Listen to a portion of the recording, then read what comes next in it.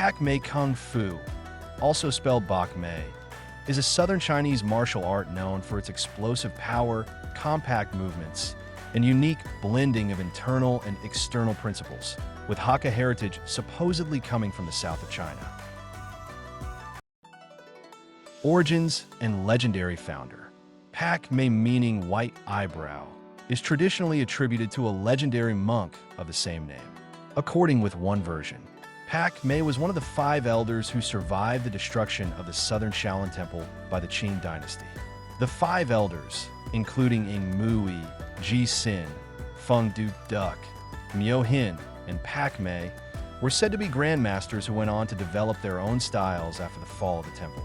Unlike the others, Pak-Mei is sometimes portrayed as a controversial figure because he allegedly collaborated with the Qin government, which made him a villain in some martial folklore. However, this part of the story is more legend, development as a martial art. Modern Pak-Mei as a martial art was systematized in the 19th and 20th centuries, particularly in Guangdong province. One of the most prominent figures in spreading the art was Chung Lai-Chen, 1882 to 1964, who is considered the key figure in structuring the current structure of Pak-Mei. Chung Lai-Chen was born in Wyoming. He was enthusiastic in practicing martial arts. In his life, he had learned martial arts from 4 martial arts masters. He learned Pak-Mei from a monk named Chuck Fat Wan, considered the 3rd generation of the system. And Chung Li-Chai refined it by incorporating aspects from other southern styles. Though he admired the essence of Pak-Mei martial arts, he did not forget the teachings from his former 3 masters. He decided to combine what he learned in the past with Pak-Mei concepts utilizing the waist, footwork, and power. Master Chung Lai-Chen opened his first martial arts school in Huayan Lane, Guangdong. He also had been a military instructor for Wang Po Military Academy. After the Second World War, he moved to Hong Kong with his 3 sons and continued his teaching. Chung later taught Pak-Mei in Hong Kong and southern China, where it gained a strong following. Sifu Richard Chin was an indoor disciple of Grandmaster Chan Man Chung of the Jow Gah system and Grandmaster Chin Dor of Pak-Mei. Sifu Richard Chin is recognized as 6th generation Pak-Mei and 3rd generation Jow Gah. Additionally, he holds an 8th degree black belt in Ji Du Quan Karate from Grandmaster S. Henry Cho. Dr. Richard Chin represents a rare intersection of traditional martial arts training with a professional medical background, bringing depth, structure, and a holistic approach to Pak-Mei. His training extends across multiple disciplines, emphasizing both combat effectiveness and internal health. As a direct inheritor of Chin Dor's lineage, his teachings are closely aligned with the original principles established by Grandmaster Chung Lai-Chen. Dr. Richard Chin holds an M.D. from Far Eastern University in the Philippines and a doctorate of Oriental Medicine, O.M.D., from the California Acupuncture College and the Chinese Research Center in Hong Kong. Dr. Chin is the founder and director of the QM Institute, one of the first clinics in New York to combine Eastern and Western medical practices. Dr. Richard Chin is a master of several martial arts, including Tai Chi, Jow Gah, and Pak-Mei Kung Fu. About Master Chin's philosophy and methodology. Master Chin emphasizes that while fighting may seem important after all, anyone can throw punches and kicks. Even without formal martial arts training, it may not be effective or lethal. Still, a regular person can learn the basics of fighting in just one class. However, learning martial arts is a lifelong commitment and a way of life. Fighting should be viewed as a consequence of training rather than the ultimate goal. In fact, reaching a level where one can control a situation and lead it towards a peaceful resolution is considered the most advanced stage of a martial artist. This stage or level is called wisdom, a deeper understanding, and the insights gained through extensive hours of practice, which includes self-discipline, respect, and the ability to stay calm under pressure. These daily trainings emphasize not only physical skills, but also mental and spiritual growth, guiding practitioners in their personal development and interactions with others. For Master Chin, the most important aspect of martial arts is showing up for training, being present, and committing to participating in classes. You cannot truly learn martial arts just by reading a book, watching a video, or attending a workshop. The key to mastering a skill lies in deliberate practice, which involves focusing on the fundamentals, seeking feedback from the master or Sifu, consistently applying what you've learned, and making adjustments based on your mistakes. Early years. Master Chin's parents moved to America in the 40s. Upon their arrival in New York, the family's newborn members showed an interest in martial arts. As children, Richard and his brother James began their journey into this discipline. Master Chin's early training began under Sifu Lim Sang guidance, who taught him traditional Hakka system Quan Sei Juk Lum Tong Long, a style known for its short-range explosive power and emphasis on practical combat. During his teen years, and due to his warrior spirit, he practiced and competed in the fighting disciplines, becoming one of the most respected fighters in the New York area. In the late 60s, a personal encounter with Bruce Lee, while having him as a training partner, prompted him to reevaluate traditional Chinese martial arts. The training session led him to resume his training in Pak-Mei and Jow Gah. According to Dr. Chin, Bruce Lee played a pivotal role in demonstrating the practical applications of Kung Fu and underscoring the importance of classical fundamentals. Before he became famous, Master Chin remembered, "I had the opportunity to work out with Bruce in California. At the time, Bruce was an innovator, and I was the Kung Fu traditionalist. During our practice of sticky hands, chi saw, and sparring, I realized the effectiveness of fundamental movements and stances in fighting. His approach represented an evolution suited for a new era, one that required an open mind, receptive to innovation and modernization." Bruce's effectiveness in combat stemmed from his fundamental training in the straightforward style of Wing Chun. However, rather than relying on prearranged scenarios or a fixed set of movements, two-man combination, his approach was more objective and practical. He focused on eliminating assumptions, or the what-if methodology. Bruce encouraged practitioners to be like water, adapting to circumstances to maximize their attacks or counterattacks. From fighter to wisdom. Being an immigrant is not easy now, and it wasn't easy before. In the 60s and 70s, academic and professional opportunities were limited. He remembers, "Many of my peers when I was a teenager are now either dead or in jail. Although I had been studying the martial arts since the age of 12, I first began to take a real interest in them as an adolescent for the wrong reason. I wanted to be the best street fighter in my unsavory crowd. However, the discipline required to attain proficiency eventually changed my attitude. You might say that Kung Fu matured me in a constructive way. I owe it to the Chinese martial arts that I didn't make the transition from juvenile delinquency to hard crime. So, one reason I still teach, oftentimes at a financial loss, is because I want to keep kids off the streets of New York City and into martial arts." Probably, Sifu Chin is so adamant about winning honors in the name of Kung Fu because it has given him so much. After years of intense training, Master Richard Chin not only made Kung Fu his way of life, but also became a 3-time All-Asian Tournament Grand Champion, winning titles in 69, 71, and 72. Master Chin participated in the most significant tournaments during the golden era of martial arts in North America, including the New York All-American Open in the 60s, the National Championship, and the Ed Parker Martial Arts Tournament. In 2000, he was inducted into the United States Martial Arts Hall of Fame. The real application of martial arts. Master Chin had the opportunity to travel overseas as a competitor, a student, and later as a master. When he started to participate in USA, it was hard. Making the transition to non-contact, he explained, "I was used to the way tournaments are run in Japan and Hong Kong. In the Orient, referees look for full power techniques before they call the point, and many of the matches are quite brutal. Here in America, I was constantly disqualified for excessive contact." While he was in Belgium and France, members of the Belgian national karate team asked him to train them in Kung Fu techniques, and serious attempts were made at persuading the Sifu to remain in Europe for an extended period of time. But Master Chin felt a commitment to his students back in New York and chose to return. All the experience overseas provides him a unique approach to martial arts. Not only is he in a small minority of Kung Fu masters who encourage their students to compete, but his approach is further set off by the fact that he encourages a measure of realism. Master Chin explains, I selected Pak-Mei and Jow Gah because they are highly combative. These martial arts or disciplines are more concerned with the fighting aspects of training than the performance aspect. Therefore, the techniques are more direct and straightforward. The directness of these styles aligns with my approach to training for combat.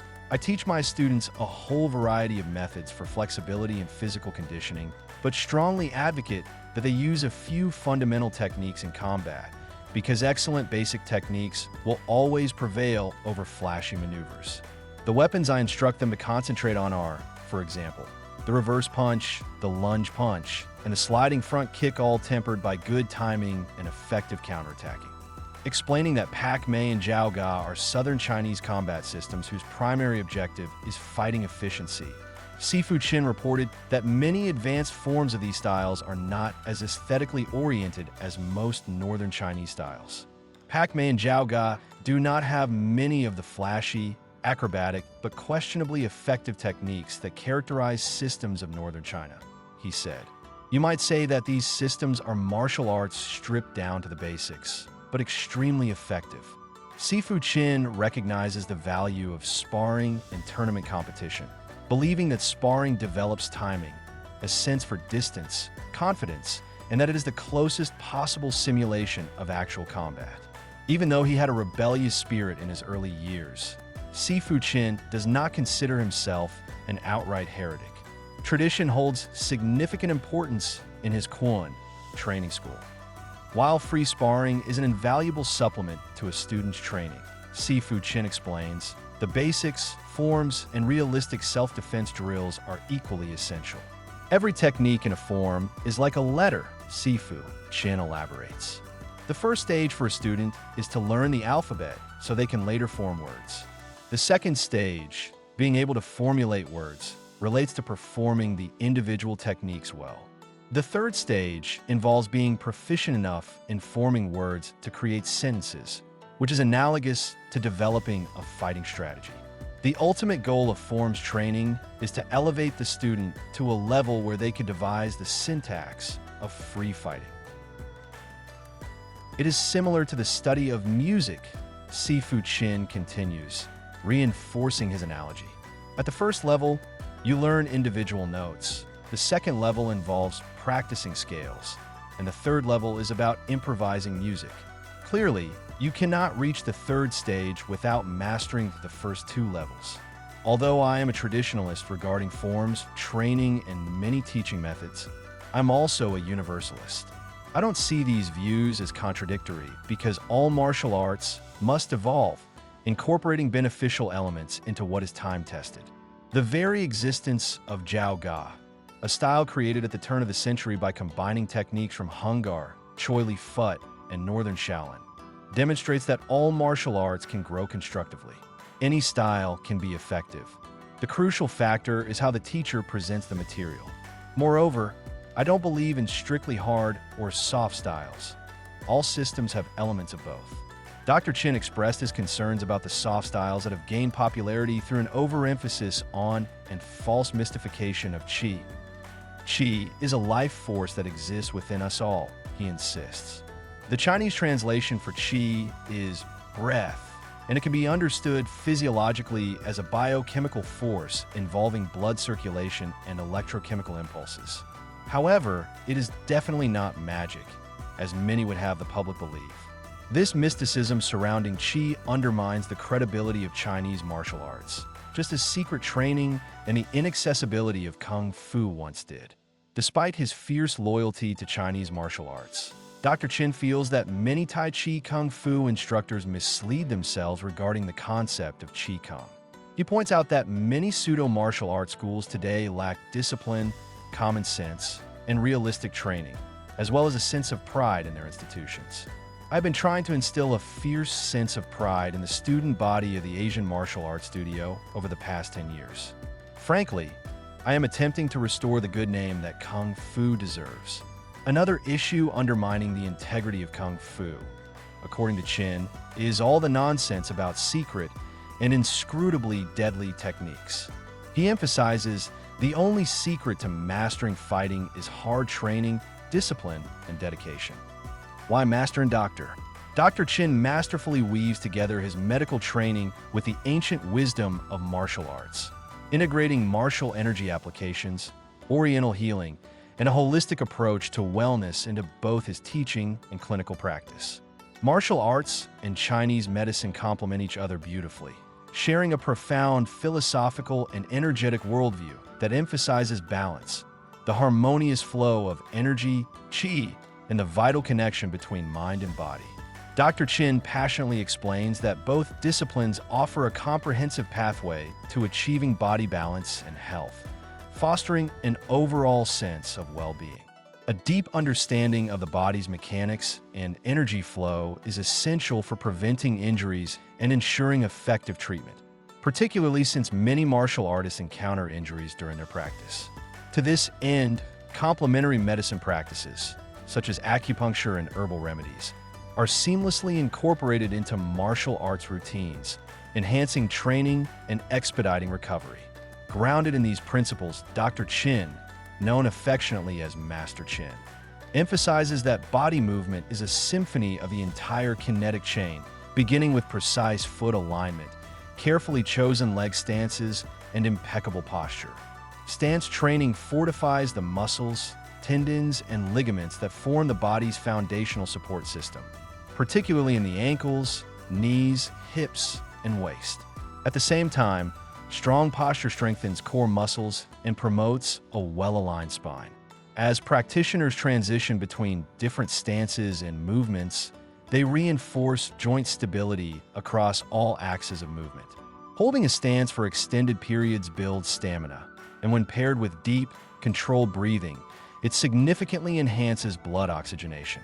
This increased oxygenation revitalizes the microarteries that supply the brain, thereby improving alertness and cognitive function while also promoting the health of the eyes and ears. Additionally, the microarteries that nourish the distal extremities strengthen the toe muscles, contributing to stability and balance, while the tendons in the fingers enhance strength and dexterity. In this way, Dr. Chin offers a holistic approach that not only elevates martial arts practice, but also enriches life itself, harmonizing body and mind in a powerful, transformative journey.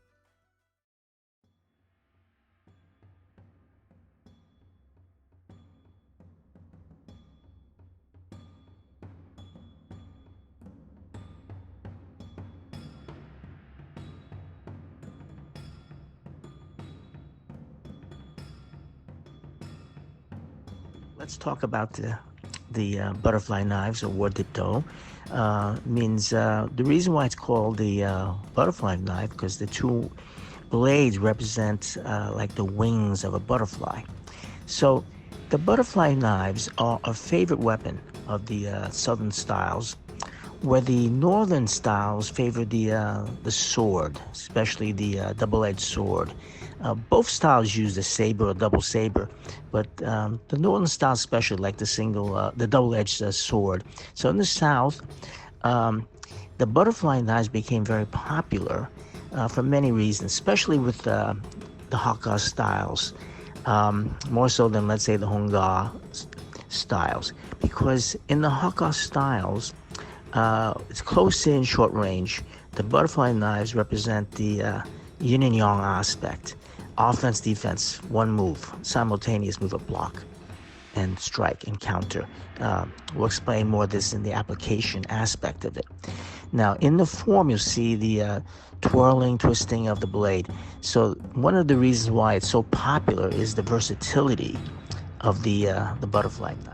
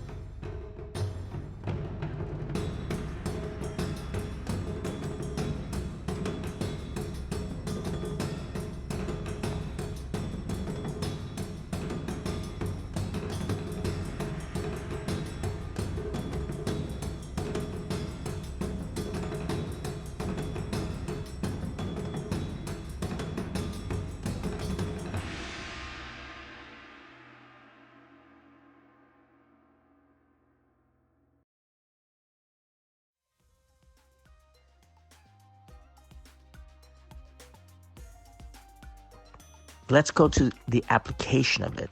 And in the application, we'll give you more of the theories. In the application, you'll see that the blade, the flat edge of the blade can be used to block and counter. Notice how we block with one hand and strike with the other.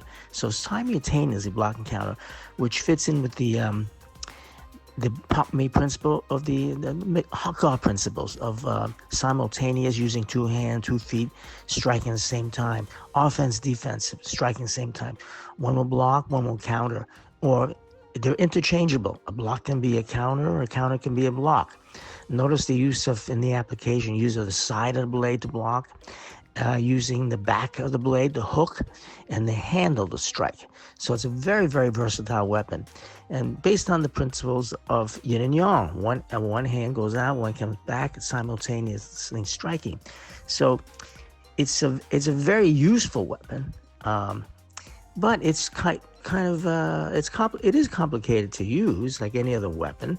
Notice in the form, the constant twirling and use of the control of the weapon is difficult. So you really do need a teacher to show you how to do the forms and everything. That being said, you can use the handle to strike, the back of the blade, the sides of the blade, and the blade itself.